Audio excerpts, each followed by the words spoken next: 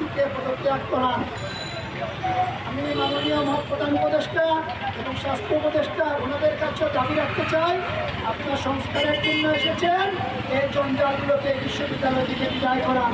এরা রাষ্ট্রীয় সম্পদ চুরি করবে, বিশ্ববিদ্যালয়কে এরা অতীতের মতো দুর্নীতিগ্রস্ত করে রাখবে। নির্যাতন করা হয়েছে, বারবার তাকে ফোন করে, তার মা বাবাকে, স্ত্রীকে ফোন করে হুমকি দেওয়া হয়েছে যাতে সে ন্যায্য অধিকারের কথা বলতে না পারে। আমরা নির্যাতিত হতে হতে আজকে 20 মাস। এই দুই ব্যক্তির শুধুমাত্র দুই ব্যক্তিগত রাজনৈতিক এজেন্ডা বাস্তবায়ন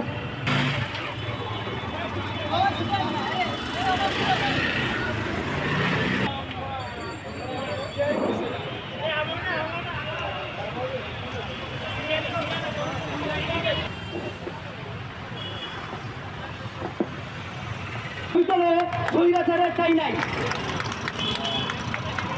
আমি আমাদের কর্মচারী এবং কর্মকর্তা,